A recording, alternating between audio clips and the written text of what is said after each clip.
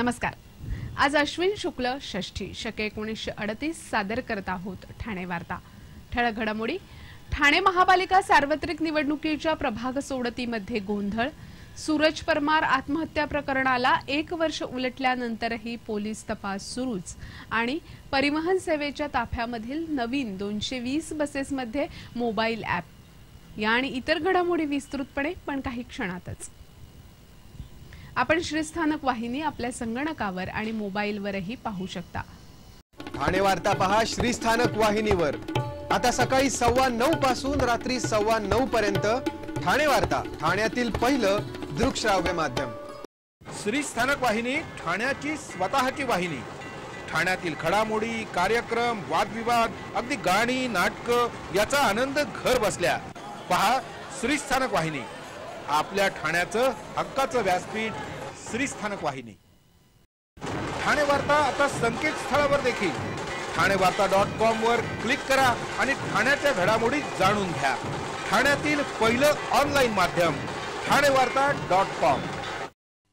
नमस्कार मंडळी, दर रविवारी पाहायला विसरू नका। नमस्कार मंडळी, आपल्या प्रश्नांचं थेट उत्तर। ठाणे वार्ता पहा श्रीस्थानक वाहिनीवर।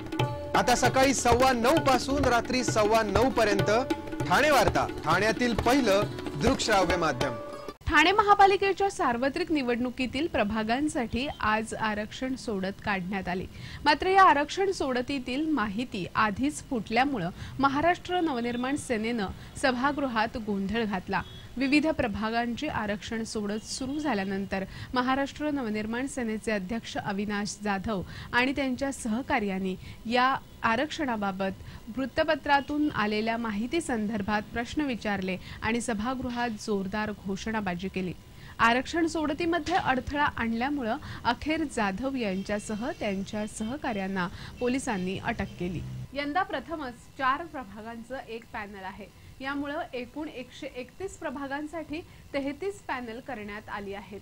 लोकसंख्येच्या घनतेनुसार प्रभागांची सीमांकन करण्यात आल्यामुळे जुन्या ठाण्यातील नगरसेवकांची संख्या कमी होऊन नवीन विकसित झालेल्या शहरातील नगरसेवकांच्या संख्येत वाढ होणार आहे। घोडबंदर परिसरात पूर्वी 18 नगरसेवक होते, ते आता 20 होणार आहेत। वागळे परिसरात पूर्वी 32 नगरसेवक होते, ते आता 22 होणार आहेत। कळव्यामध्ये 16 तर मुंब्र्यामध्ये 20 नगरसेवक होणार असून यामध्ये 4 नगरसेवकांची वाढ झाली आहे।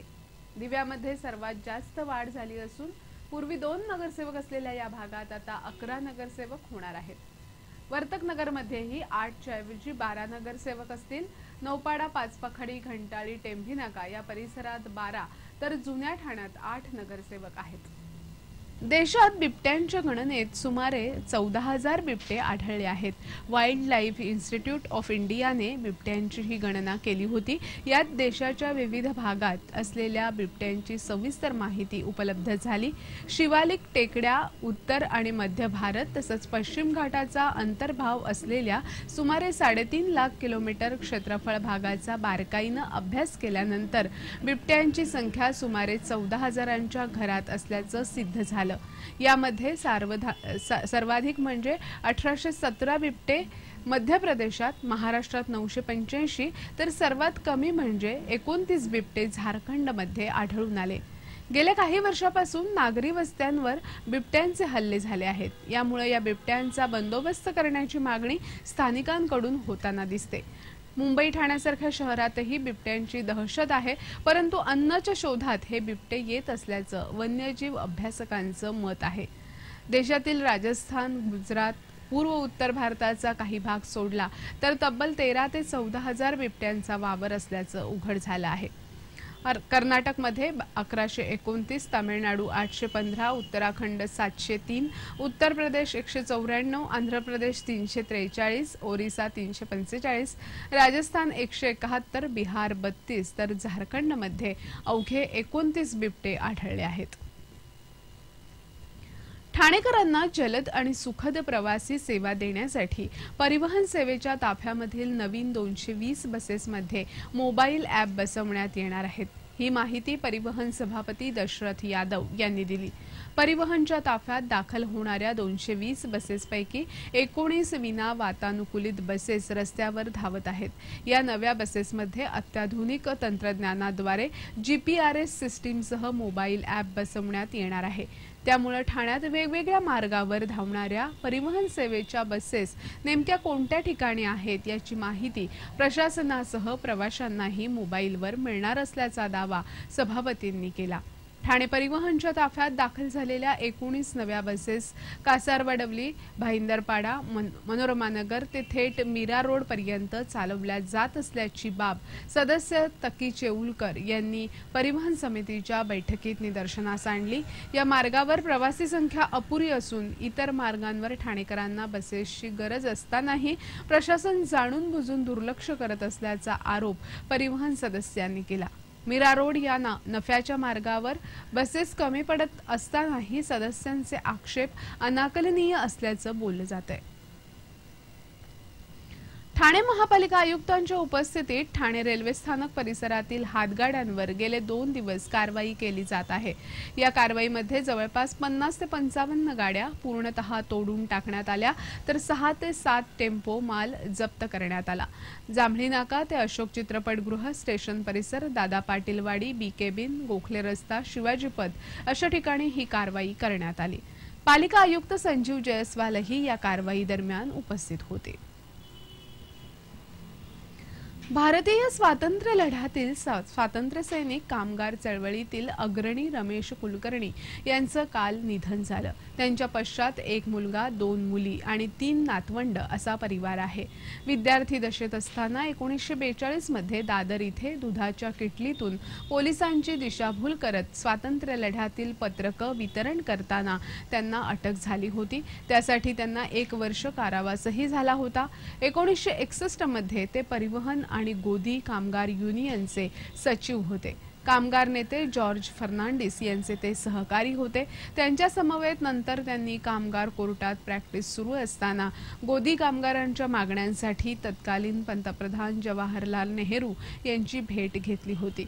रेल्वेचा संप केला म्हणूनही त्यांना अटक झाली होती। काही वर्ष कुलकर्णी मुंबई काँग्रेसच्या विधी विभागाचे प्रमुख होते। 1967 मध्ये ठाणे नगर परिषदेत नगरसेवक म्हणून निवडून आले होते। ठाणे वार्ता पहा श्रीस्थानक वाहिनीवर। आता सकाळी 9:15 पासून रात्री 9:15 पर्यंत ठाणे वार्ता, ठाण्यातील पहिलं दृकश्राव्य माध्यम। आपला परिसर स्वच्छ आणि सुंदर ठेवण्यासाठी ठाणे महापालिकेत सहकार्य करा। ओला सुका कचरा वेगवेगळा जमा करा आणि रोगराईपासून मुक्तता मिळवा। ठाणे वार्ता आता संकेतस्थळावर देखील ठाणेवार्ता.com वर क्लिक करा आणि ठाण्याच्या घडामोडी जाणून घ्या। ठाण्यातील पहिलं ऑनलाईन माध्यम ठाणेवार्ता.com। डॉक्टर आणि रुग्णांचं पिढ्यानपिढ्यांचं जिव्हाळ्याचं नातं म्हणजेच डॉक्टर बेडेकर हॉस्पिटल। आता अत्याधुनिक सोयी सुविधा आणि तंत्रज्ञान युक्त वंध्यत्व निवारण केंद्रात IVF आणि टेस्ट ट्यूब बेबीचीही सुविधा। डॉक्टर बेडेकर हॉस्पिटल, महर्षी कर्वेपथ, ठाणे। 65 वर्षांची निरंतर सेवा। ठाणे वार्ता पहा श्रीस्थानक वाहिनीवर। आता सकाळी 9:15 पासून रात्री 9:15 पर्यंत ठाणे वार्ता, ठाण्यातील पहिलं दृकश्राव्य माध्यम। प्रख्यात बिल्डर सूरज परमार यांच्या आत्महत्येला आज 1 वर्ष लोटलं तरी या प्रकरणाचा तपास अद्याप सुरूच आहे। मुख्यमंत्री देवेंद्र फडणवीस यांनी विरोधकांच्या कुंडल्या आपल्याकडे असल्याचा दावा करून आगामी महापालिका निवडणुकीपूर्वी विरोधकांसमोर राजकीय पेच उभे करण्याचे संकेत दिले आहेत। त्यामुळे परमार प्रकरणाचं भूत आगामी काळात बाटली बाहेर येण्याची चिन्ह दिसत आहेत। ठाण्यातील बांधकाम व्यावसायिक सूरज परमार यांनी 7 ऑक्टोबर 2015 रोजी स्वतःच्या साईटवर रिव्हॉल्व्हरमधून मानेत गोळी झाडून आत्महत्या केली होती।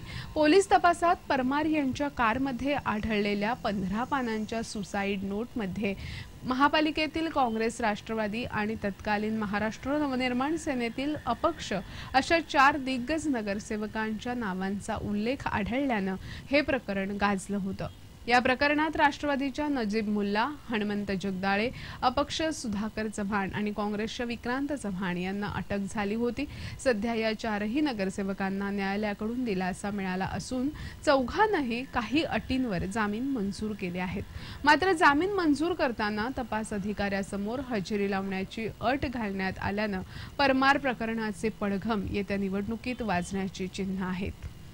भारतीय जनता पक्षाकडून या मुद्द्याचा वापर विरोधी पक्षांना खिंडार पाडण्यासाठी केला जाण्याची शक्यता राजकीय धुरीणांकडून व्यक्त होते। निवडणूक प्रक्रियेतील गोपनीयतेचा भंग करणाऱ्या अधिकाऱ्यांवर कारवाई करावी अशी मागणी भारतीय जनता पक्ष आणि महाराष्ट्र नवनिर्माण सेनेनं केली आहे।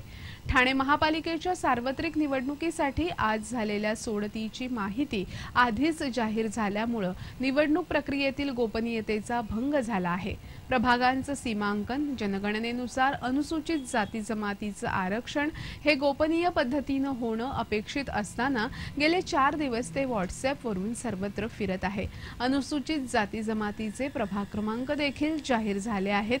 हा निवडणूक प्रक्रियेतील गोपनीयतेचा भंग असून आरक्षण सोडतीत माध्यमातून अगोदरच प्रसिद्ध झालेल्या वृत्ताशी साम्य आढळल्यास संबंधित अधिकाऱ्यांवर कठोर कारवाई करावी आणि प्रभाग रचना तसंच आरक्षण सोडत पुन्हा नव्यानं घ्यावी अशी मागणी भारतीय जनता पक्षानं एका निवेदनाद्वारे पालिका आयुक्तांकडे केली आहे। तर महाराष्ट्र नवनिर्माण सेनेनं आरक्षण संदर्भातील गोपनीय माहिती प्रकट करणाऱ्या दोषी अधिकारी आणि पदाधिकाऱ्यांवर कडक कारवाईची मागणी एका निवेदनाद्वारे पोलिसांकडे केली आहे।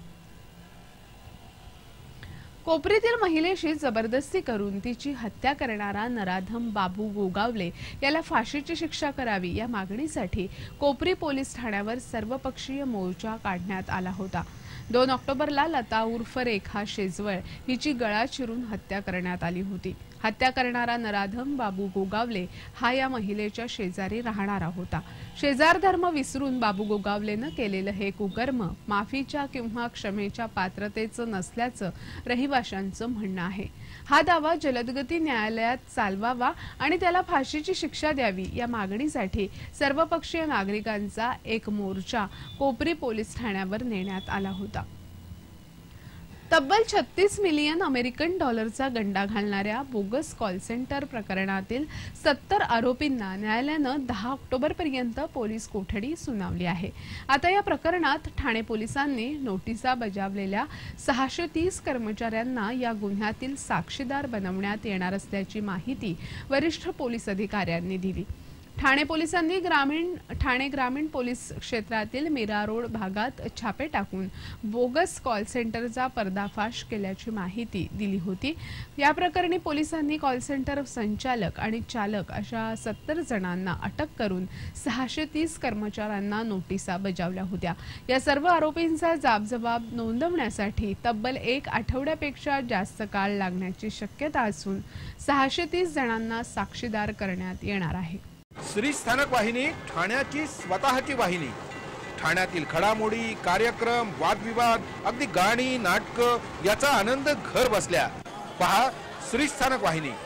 आपल्या ठाण्याचं हक्काचं व्यासपीठ श्री स्थानक वाहिनी।